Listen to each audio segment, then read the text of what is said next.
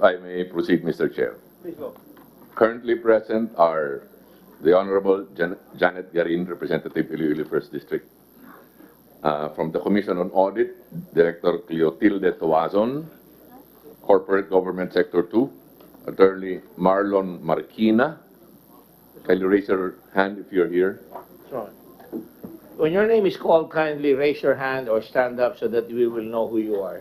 Marlon Marquina is over there. Okay, go ahead. Sino yan? Rebecca Ragsag. Okay. Attorney Reynado Darang. Yeah. Can you tell us the opposition also? Mr. Attorney Darang is COA Auditor for PhilHealth. From the Department of Health, Dr. Francisco T. Duque, the third Secretary. USEC Mario Villaverde. From the Professional Regulation Commission, PRC, Attorney Teofilo Pilando. From the BIR, Representative Attorney Roberto Bakiran, Director 3. Where's Bobby? Bobby, are you here? I saw him a while ago. There you go. There.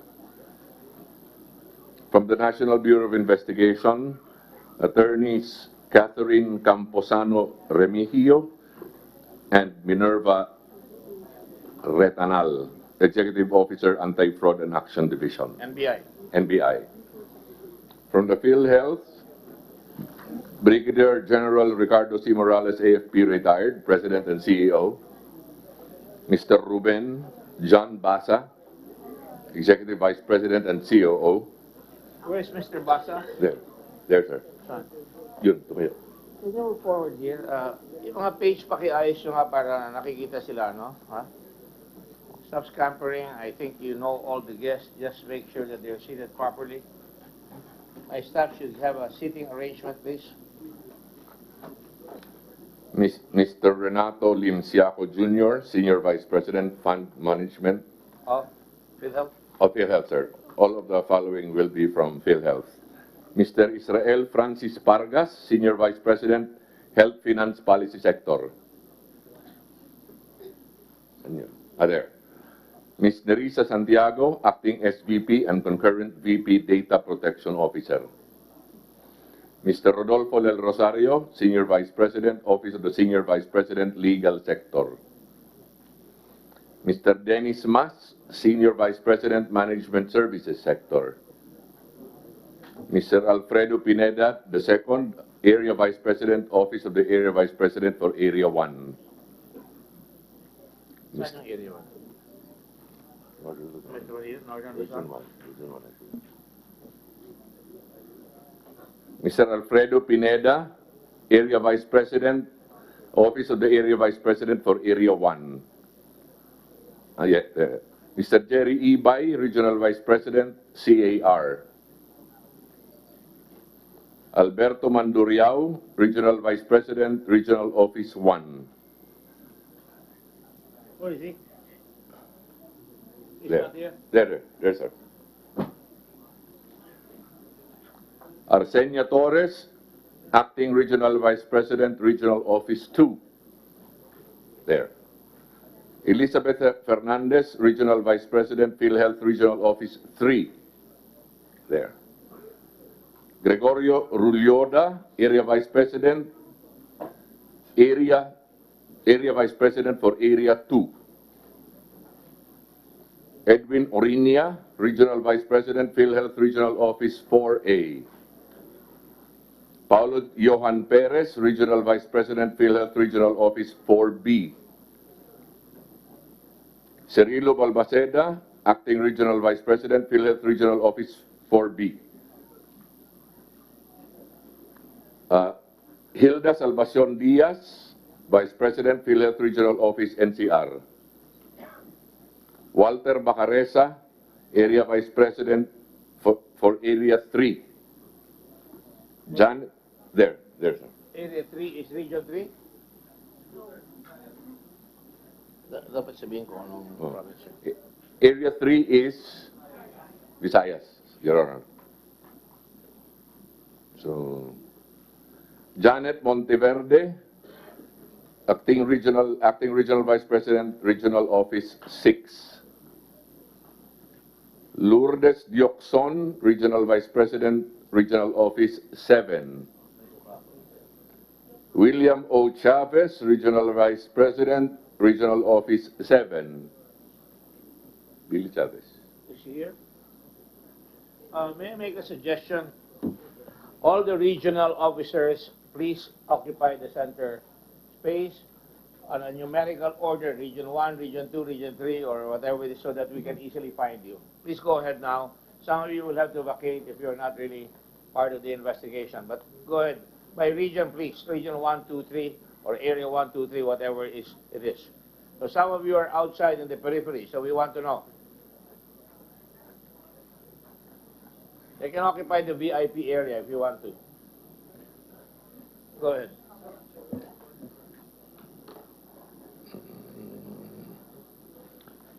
Leo Douglas V. Cardona, Regional Vice President, Regional Office 8.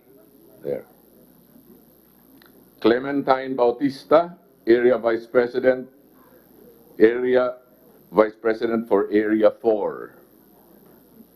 Mr. Cardona, I just said go into the VIP area. Don't go into the audience. Don't disappear. Go ahead.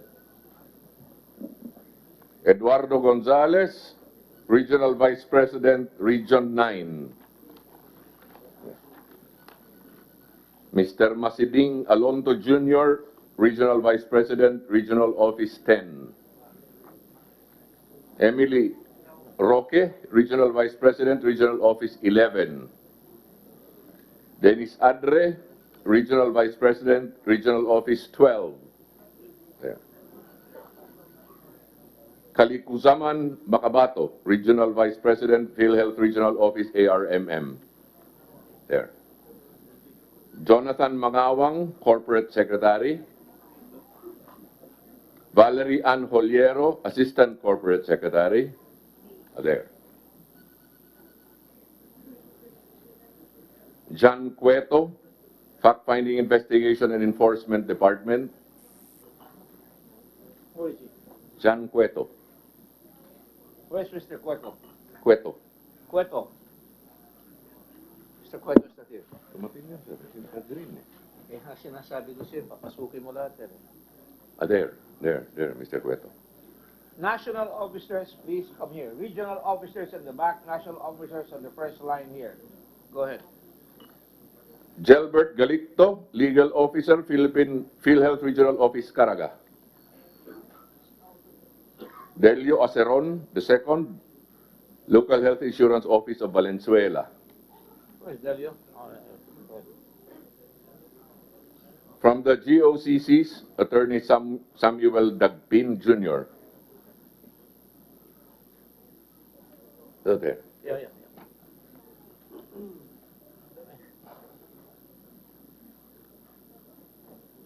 Dr. Roy Ferrer, Master of Science, former President and CEO of PhilHealth.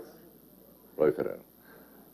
Dr. Celestina Jude de la Serna, former President and CEO of PhilHealth. Is she here? Inday de la Serna, are you here? Oh, she's not here. Nandiyan ba? Naka-green eh. Go ahead. Dr. Anthony Liachon, former Director of PhilHealth. Dr. Joan Christine Liban Lareza, former Board Member of PhilHealth. Dr. Roberto Salvador. Is she here? Dr. Lareza. Can you sound off, please? Can you just say here? I just said say here.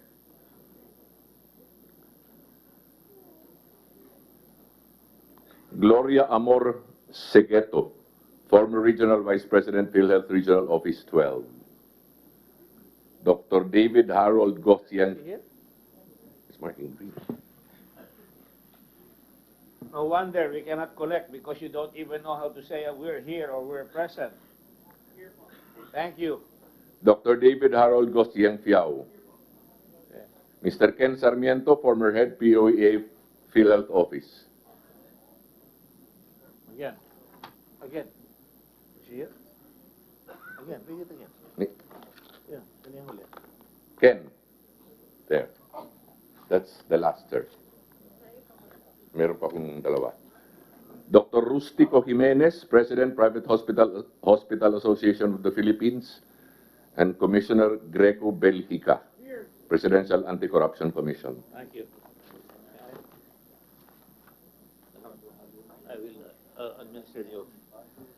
Will you all please stand up, those of you who are called, so that the Director General can administer the oath of office. Or not the oath of office, sorry, the oath. Hilo na talaga. Go ahead. Raise your right hand, please. Do you swear or affirm to tell the truth, the whole truth, and nothing but the truth in this investigation? Thank you, Mr. Cursi. Thank you. Let the record say that all those who are here are administered the oath.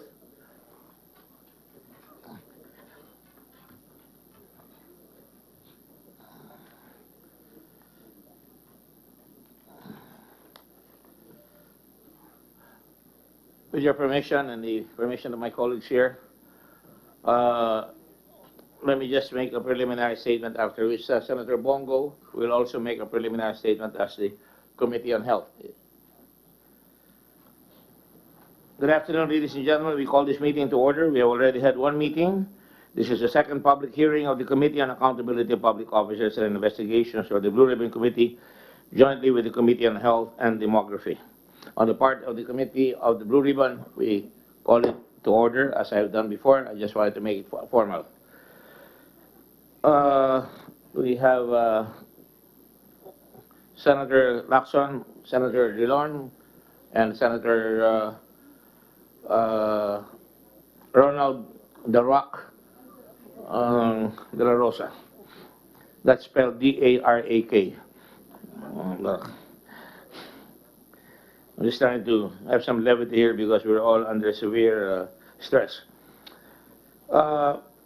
This afternoon, we will continue the investigation on the anomalies surrounding the Philippine Health Insurance Corporation. I'd rather say the alleged anomalies. I don't want to prejudge. Or PhilHealth and the Department of Health, to the prejudice of the country's national health care insurance and the universal health care. First, issues on the alleged fraudulent medical claims at PhilHealth under proposed resolution number 3, authored by Senator Sonny Angara.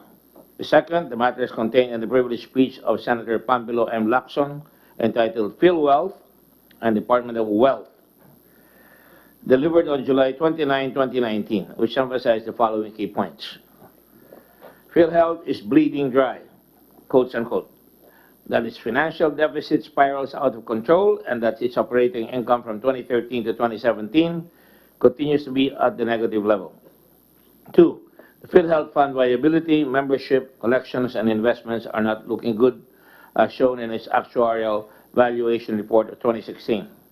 3, the performance scorecard shows that it gained an overall score of 47.82% from the Governance Commission for GOCCs, which is disturbingly lower than the target score of 90%. 4, the issue on conflict of interest of Health Secretary Francisco Duque III. Third, issues on the widespread corruption and mismanagement in PhilHealth under proposed resolution number 62, authored by Senator Leila de Lima.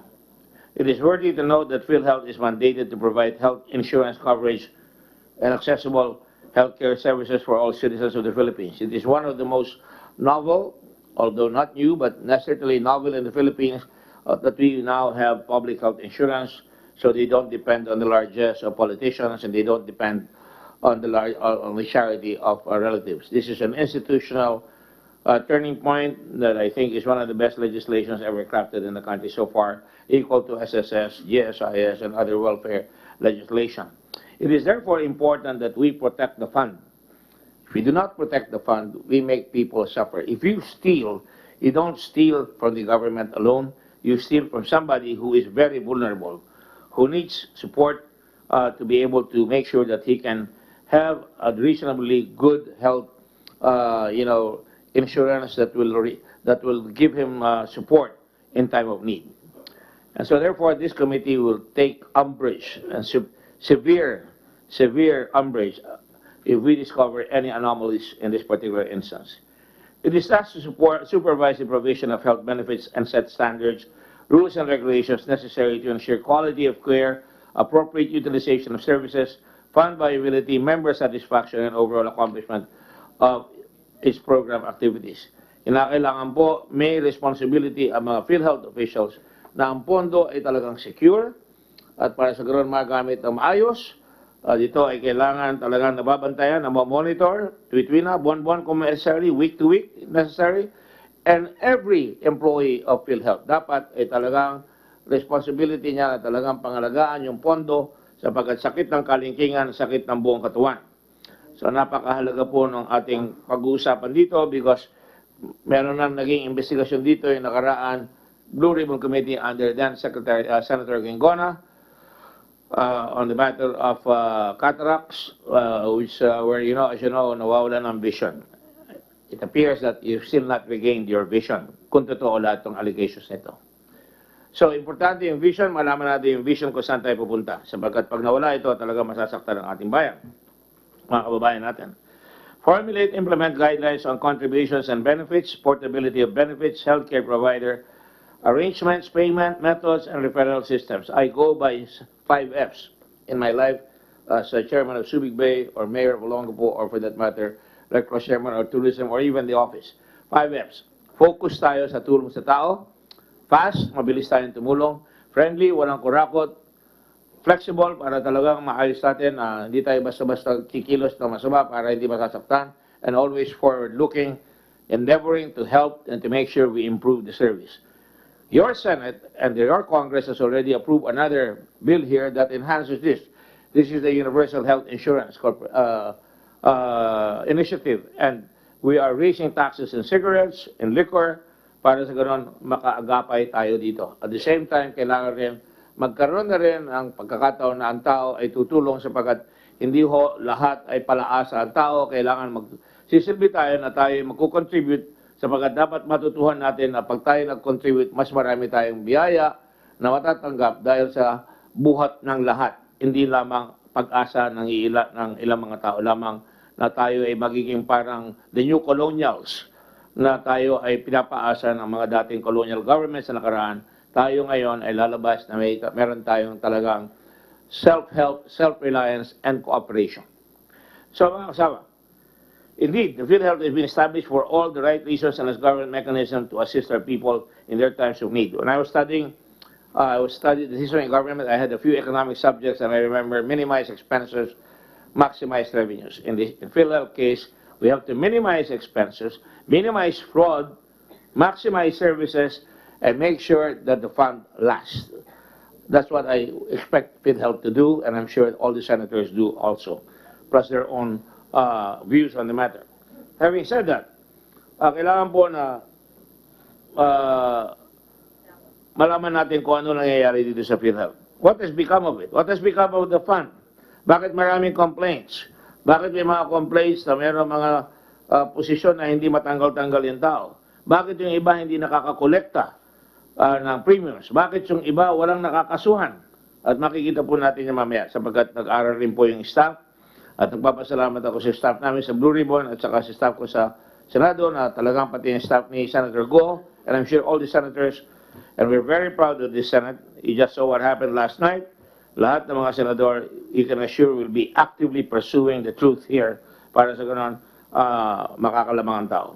With this in mind, let us now start this, I would like to say kindly, rather than this investigation, this discussion. But of course, this will always be the overarching emphasis here, to investigate whether indeed there has been malfeasance, misfeasance, and nonfeasance on our part. Now, I'd like to call on the chairman of the Committee on Health, who would like to make a preliminary statement, the Right Honorable Christopher Christ-Bearer Bongo.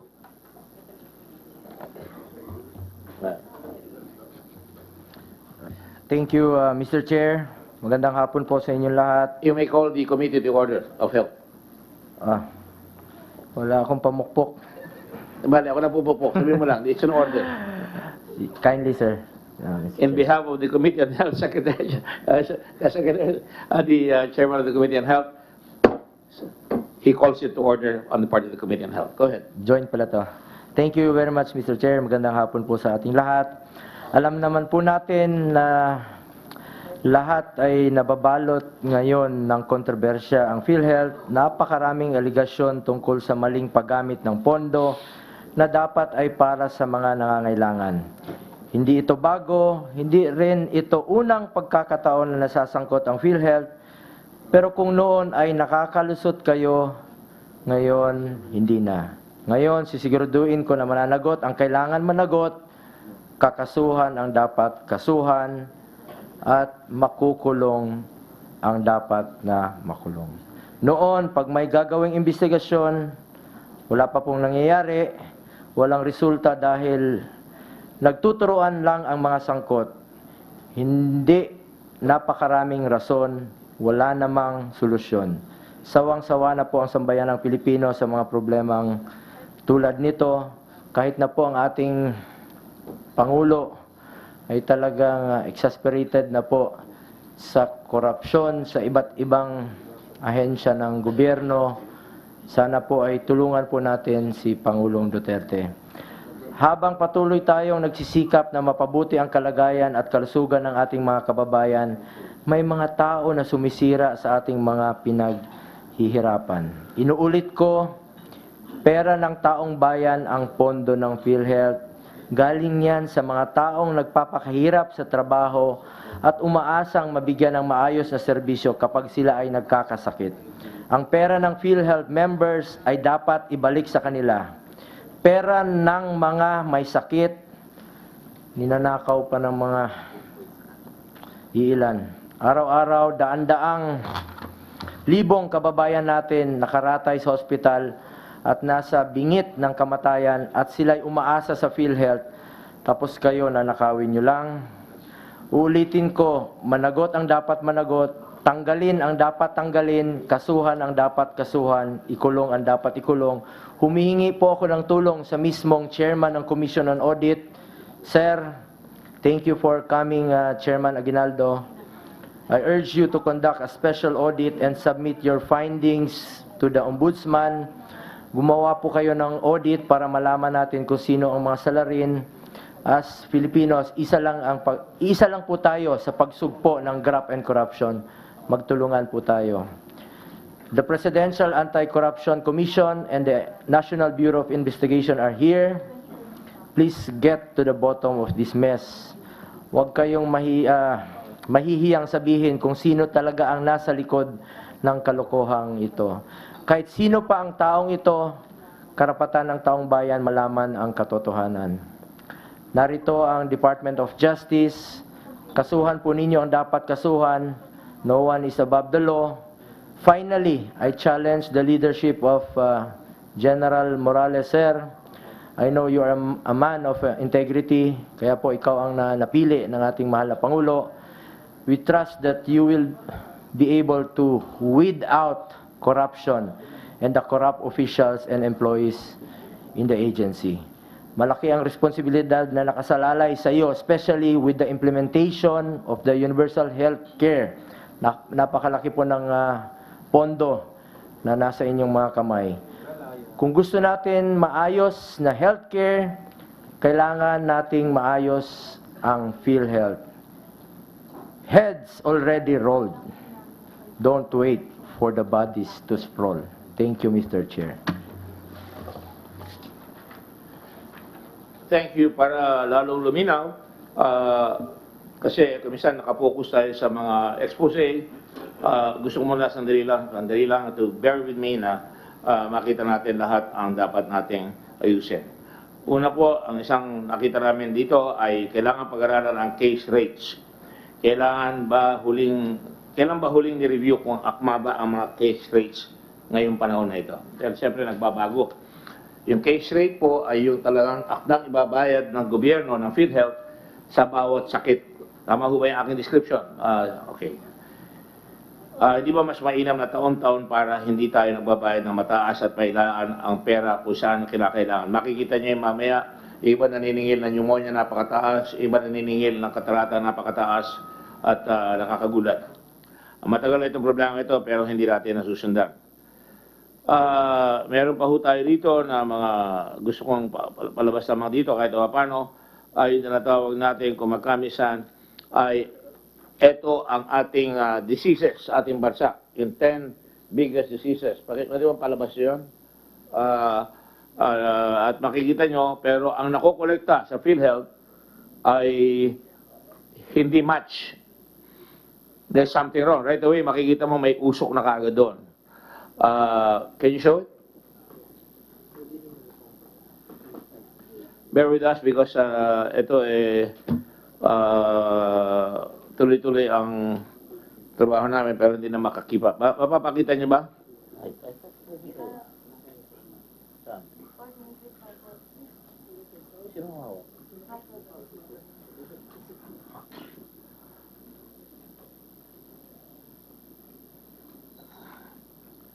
Ito ba?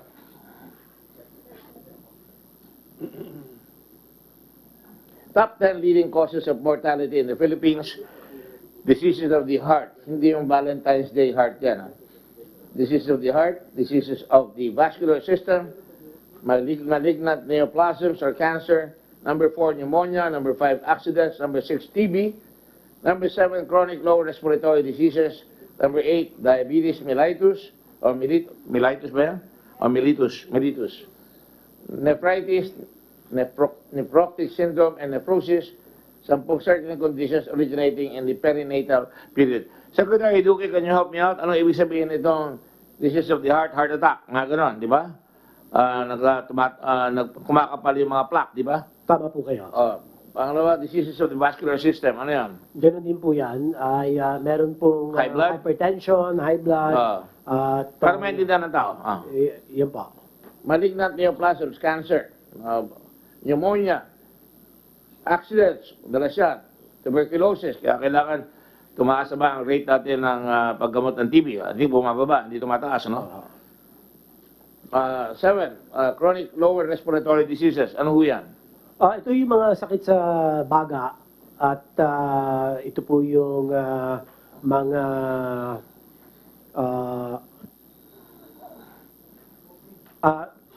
chronic obstructive pulmonary diseases sa pagka-paninigarilyo ng matagal o exposed sa mga usok.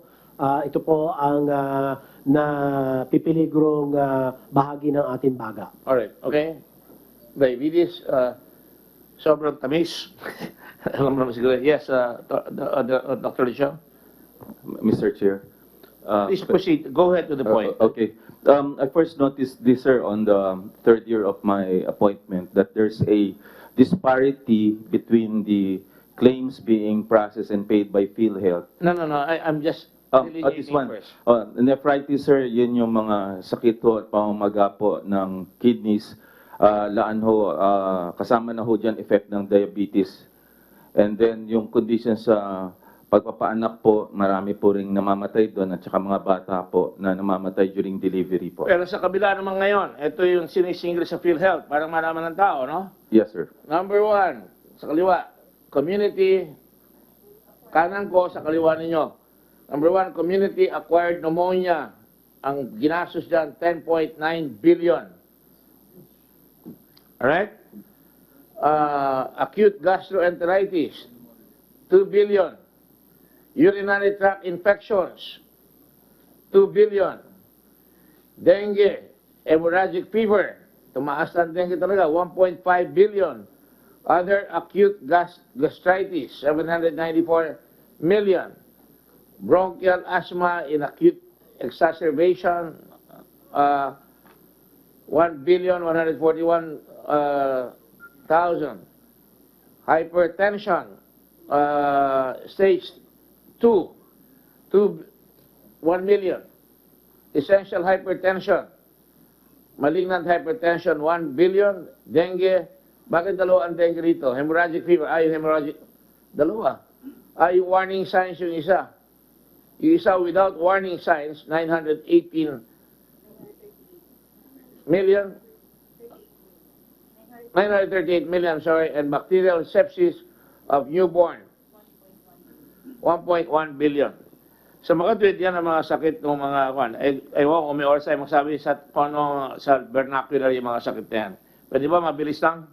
Mr. Duque? Dr. Duque? Well, yung pneumonia ho, ibig sabihin po niyan may infeksyon sa baga, yung community-acquired pneumonia. Alam na natin yung pneumonia. Yung hindi ko po makita masyadong maliit. Acute Acute gastroenteritis. gastroenteritis, na pananakit ng tiyan na may mga could be bacterial more often than not, no? So, pananakit ng tiyan.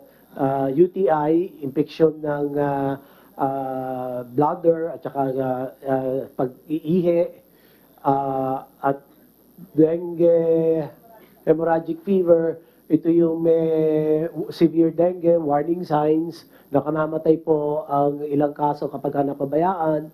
Tapos yun naman, acute gastritis, ganun din po yan, sa tiyan din, hyperacidity, ulcers, at kung ano-ano, yung bronchial asthma, ito po yung paninikip ng daluyan ng hangin at nahihirapan huminga, at hypertension, high blood, alta pressure, essential hypertension, malignant, ito po yung mga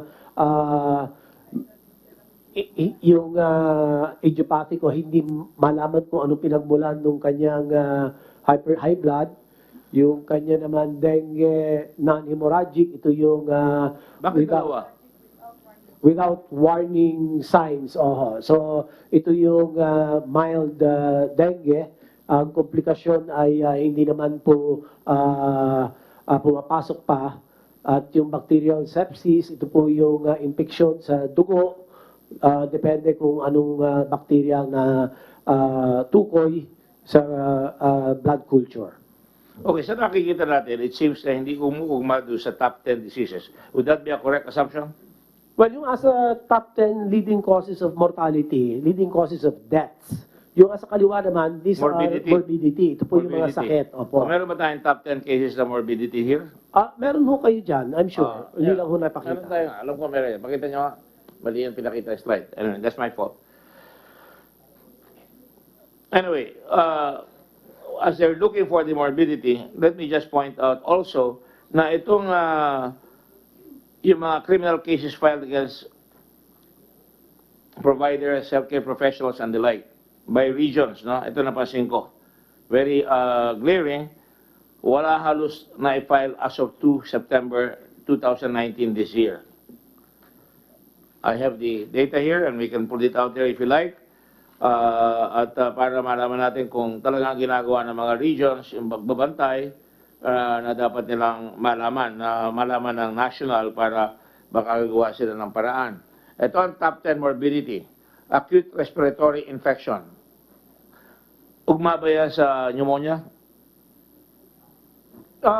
Yes, top one of the leading causes of morbidity po ang pneumonia. Number 2, ALTRI and pneumonia. Ano yun? Yan ang top morbidity natin. Number 3, hypertension. Number 4, urinary tract infection. Number 5, bronchitis. Number 6, influenza. Number 7, acute watery diarrhea. Number 8, TB respiratory. At saka number 9 and 10 are dengue fever and TB other forms. So Sa kabila, magkakatugma po yun, yung pinakita nyo kaninang magkano ang ginastos para doon po sa mga 10 top sa mortality yun. morbidity po, yung sa kaliwa na binayaran ng PhilHealth. Sa Yung top sa 10 kanan naman, PhilHealth cases, yun ang morbidity. Sa PhilHealth cases, community-acquired pneumonia, number 1. Number 2, acute gastroenteritis. So, hindi na nag-ugmata kagad dyan. No? Nandiyan. Number 3, sa morbidity, hypertension. Sa kabila, PhilHealth cases, urinary tract inspection. Site not specified. UTI, lalo na mga babae, hindi ba madalas siya? Number 4, urinary tract infection. Dito sa kabila. Number 5, dengue. Number 4, dengue. Number 5, bronchitis. Sa kabila, other acute gastritis. This is a top PhilHealth. Okay. Ito yung mga sinisingil sa PhilHealth. Number 6, influenza. Top 10 morbidity. Dito sa PhilHealth, bronchial asthma in acute exacerbation. What does that mean? pareho naman ho yun, sir, Mr. Chairman. So halos dun sa listing na yan, siguro nagkaroon lang ng mga pagbabago sa order of which was reimbursed for higher amounts, no? But if you look at the within the top 10, halos mag-akma o Sumasama iba. Sumasama Okay. naman, oo. But still, meron mga, dahil may mga times sa ang dami-daming katarata, number 1. May 8, TB respiratory, sa morbidity, essential hypertension, malignant hypertension sa kabila. Alright? Dengue fever, tabla sila, pareho silang dengue. Tapos number 10, TB, other forms, bacterial sepsis of newborn unspecified. Sa buntis yun, di ba? Sa panganganak. So, hindi akma doon. Iyan, I'm not sure. We have to ask PhilHealth. Kasi sometimes yung cost to reimburse, iba-iba din ho yan eh. Yung pagbayad, hindi ho pwedeng pare-pareho yung singil dyan. Bibilisan ko na. Dahil gusto ko lang may overview ang tao na nanonood, nakikinig para hindi lang tayo ano. Nakalagay din sa research sa amin, pneumonia, ito yung mga aligasyon ng overpayment or upcasing sa PhilHealth. Yun ang mga palaging problema, di ba? PHIC, ang tawag ni Dr. Liachon dito, P, pneumonia, H, hemodialysis, I, infection, C, cataract. So lumalabas, pneumonia, 15,000 for moderate risk pneumonia, 32,000 for high risk pneumonia. Ang nakuha na bayad dito, 10.9 billion in 2018. Number 2, hemodialysis. Ang CL case rate, 2,600. 90 times ang pinabayaran ng PhilHealth, umaabot ang 10.8 billion. Ilan ba ang may ganyan sakit dito sa Pilipinas? May 1 million ba? May hemodialysis? Sa hemodialysis, ang alam ko, parang mga 78,000 ho ang registered na may sakit ng end-stage renal failure na kailangan pong ma-dialyze. Ito yun yan, 78,000. I could be wrong, but let me check. Ilagay mo ng 100,000. Pero ang gastos natin, 10.8 billion. Di ba? Medyo upside down ako niyan, di ba? Dapat preventive tayo dyan masyado para hindi tayo mabayad ng ganyan. Pero anyway, infection, 6,800 for infection of other parts of urinary tract in pregnancy. 2.1 billion ang gastos. Is that acceptable to you? 2.1 billion infections sa pregnancy? Cataract, 16,000. 1.9 billion. In fact, I can give you examples na may isang hospital, ilan lang ang kama, pero 30 plus million ata ang binayaran. Hindi ko nagkakamali. I can see some of you nodding your heads. So the long and the short of it is, yan ang mga major, may sakit na caused by, nagluluko either ang mga empleyado ng PhilHealth, may sabuatan, o yung mga doktor o hospital, nagluluko. Tama po ba yung ating analysis doon? COA, do you agree with that? Yes, In your analysis, ganyan lumalabas, di ba? parang ganun po. Gusto ko lang makita lahat yung overview. Dahil pinag-usapan, may sakit yung PhilHealth. Dahil nga, una, mahalata mo, yung mga morbidity at mortality, ang nababayaran yung hindi nasa top 10, no? Ang nangyayari ay talagang mukhang malalaki ang sinisingil. Katulad, ang dami-dami pneumonia. Kunyari, inubo lang, pneumonia na. Pwede ba mangyari yun? Ha? Yes, sir? Krista? Yes, it could happen, Mr. Chairman. Okay, anyway, I don't want to monopolize this, but I just thought I'd give the overview, and then we can go to specifics. Meron mga kaso si Senator Lacson present, katulad ng WellMed, katulad ng Perpetual Succor, at lahat, now we can see, para we don't get lost. It's better to know where we're going and not know how than to know where we're going and not know where. I just gave you the big picture, at least parts of it, at isa pa, finally, taon-taon halos, nagpapalit tayo ng PhilHealth chairman. Is that correct, sir? President pala, President. Tama po kayo. Itong last 3 years, we had... Now showing is General Morales. Last year, it was Roy Ferrer. Previous to here, 1 year later, 1 year before, is Inday de la Serna. And before her, 1 year rin. Wala pa atang isang taon yun, 3 buwan lang ata yun. So, merong problema.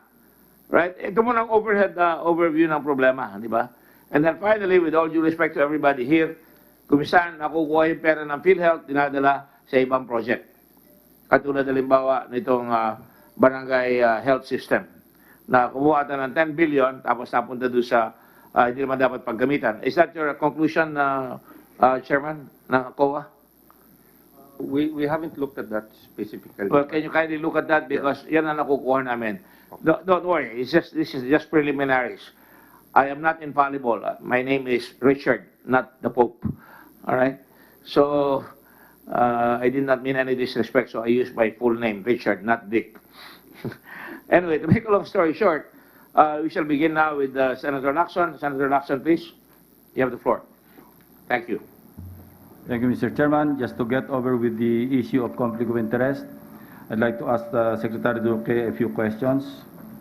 This regarding Doctors Pharmaceutical, DPI, Doctors Pharmaceutical Incorporated.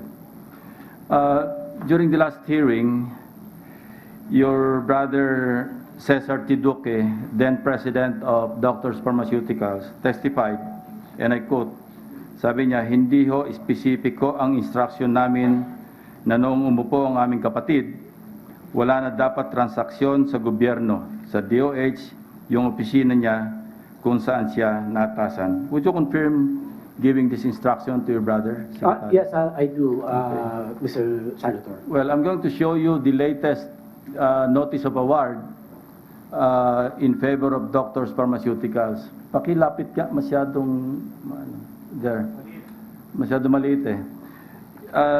This notice of award is dated, the award date is 3 December 2018.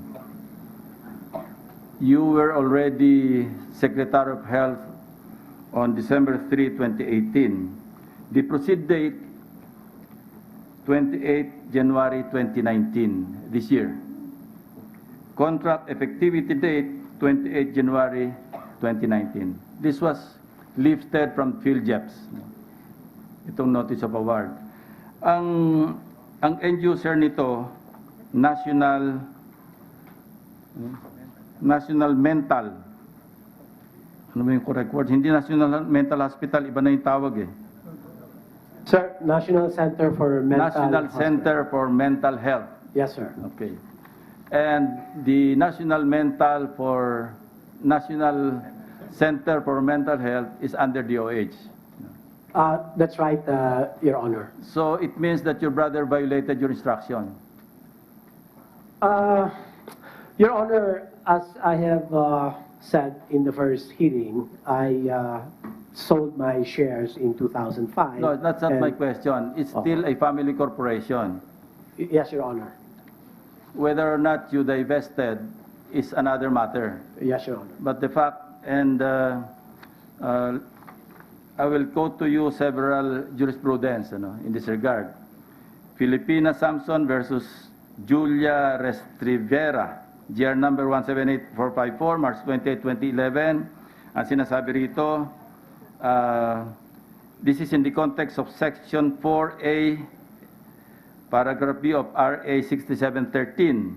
The observance of professionalism also means upholding the integrity of public office by endeavoring to discourage wrong perception of their roles as dispensers or peddlers of undue patronage. Yeah, thus, a public official or employee should avoid any appearance of impropriety affecting the integrity of government services. Ano po yan? Ruling po ng Supreme Court. There's another one. Anyway, andyan po, ipa-plus na lang dyan sa screen para po for your education and our education as well. Kasi pare-pareho naman tayong nasa gobyerno. So, what do you make of this, Secretary? Your Honor, I'll take this under advisement and Yeah, tell please. my brother, and I will tell him straight to his face that why did the DPI supply the NCMH? Because truth to tell, I'm not aware of any of this, Mr. Your Honor. So I will talk to him. Yeah, and, please. I will do Because the if this right thing, sir. persists, hindi ho magandang tingnan. Oh yes, sir. I agree with you, sir. 100%. And I will just give you the benefit of the doubt Thank you, sir. na hindi nyo alam ito. Yes, sir. Hindi ko po talaga. Pero not knowing this should not be an excuse because you're still the Secretary of Health. Yes, sir. Which reminds me that some time ago, or during the last hearing, we tackled yung issue involving your family corporation regarding a product recall from FDA, then headed by Secretary of Health Janet Garin, who was also acting Director General of FDA.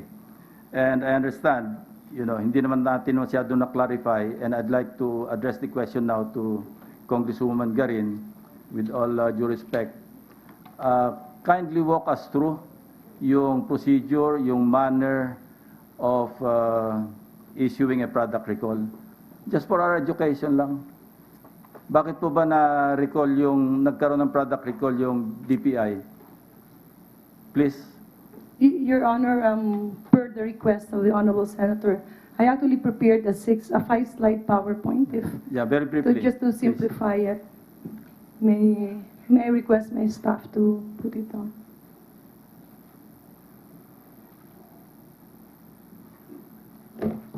That the chair would like to recognize Yeah, Jacinto Paras, Undersecretary of Dole. We were not able to call him, and you have not been sworn. So please stand up and raise your right hand. You swear to tell the truth and nothing but the truth in this proceeding. Let the record state that Jacinto Paras, Undersecretary of Dole, has taken the oath. He's an Upsilonian also, like Sal Panelo, who's a Sigmaron. We have all kinds of people occupying government positions. Go ahead, please. Yeah. Please go ahead. Yeah. Thank you, Your Honor. This is actually the guidelines on the implementation of the product recall system. Next slide, please. So the recall is initiated by either the FDA or the manufacturer and the distributor. In the case of what we did, this was an FDA and the DOH initiated recall. Next slide, please. So the FDA ordered recall actually means that the product has been distributed and it presents a risk of illness or injury or gross consumer deception. Next, the firm has not initiated a recall of the product despite the findings.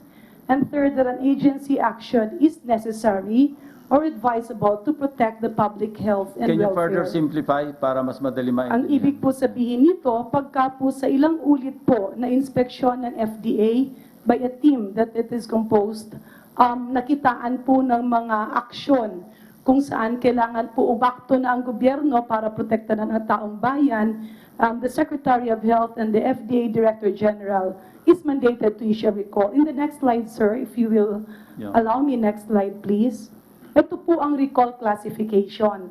So pagkatapos po ng paulit-ulit na inspeksyon, nagkakaroon po tayo ng either ng classification. It is classified either as Class 1 recall, Class 2, or Class 3 recall. Pag Class 1 recall po, ibig po sabihin nito, nakitaan po ng serious adverse health consequences or can even result to death yung classification niya. The Class 2 recall is a situation wherein exposure causes temporary or medically reversible adverse health consequences.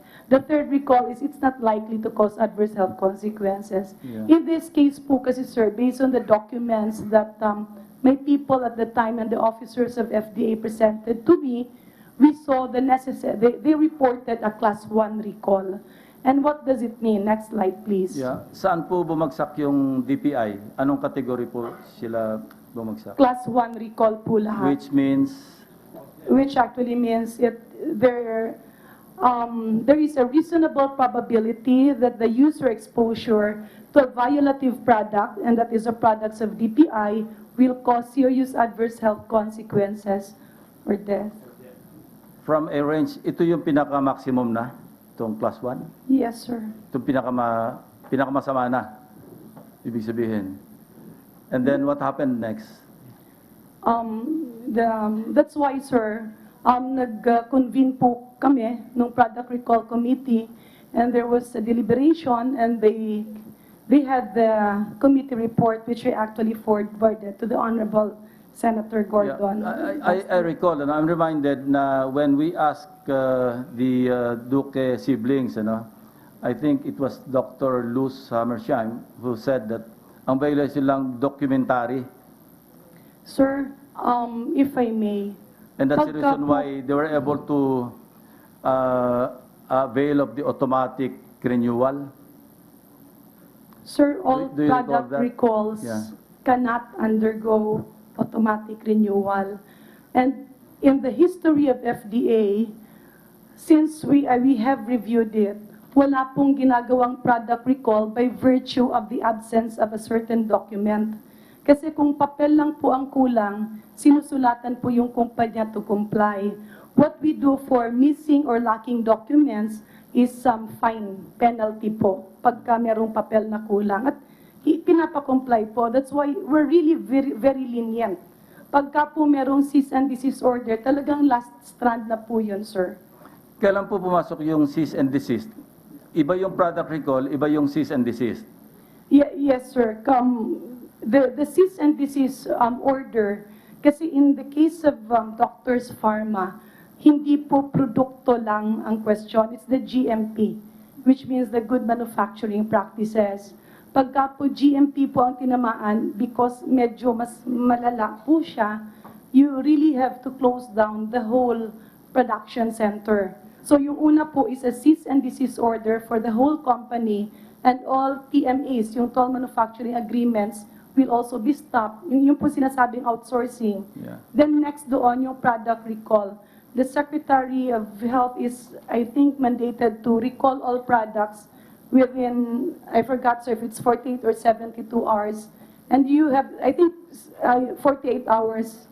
And you have 7 days or 1 week to recall other products that has already been out. So- Actually, sir, in the next slide. Yeah, sige. Yeah. This is actually the procedure for product recall. But let me reiterate, sir, that the product recall happens pagkatapos na po ng cease and desist order, which I issued not on my own volition, but it was ministerial on my part after the product recall committee submitted its final report. So sa product recall po, yung FDA, the product recall committee will assess the hazard presented by the product being recalled. So in this case, because it's GMP, it encompasses all. And next is that there will be a written recommendation to the Director General for the issuance of recall order. Third, the concerned DOH offices will be informed at the decision to order the product recall. So in this case, the National Center for Pharmaceutical Access to Medicines was duly informed. And of course, because I was concurrent during that time, they didn't have to inform me. Then a public health alert will be issued within 24 hours for a class 1 and a class 2 recall. So we did this because it's class 1. And then a notification will be issued to the firm regarding the recall, because it can also be lifted. Meron pong proseso pagka po na-comply na po yung violations. Next slide, please. So there will be an in-depth inspection again, and it just shows how tedious the process is. And if necessary, which in this case, because there were actually government deliveries of products to the government, the DOH units and government agencies will be utilized to implement the recall. And next, the FDA Inspection Division will audit the recall operation. So immediately after, nagkakaroon po yun ng series of audits. And in the case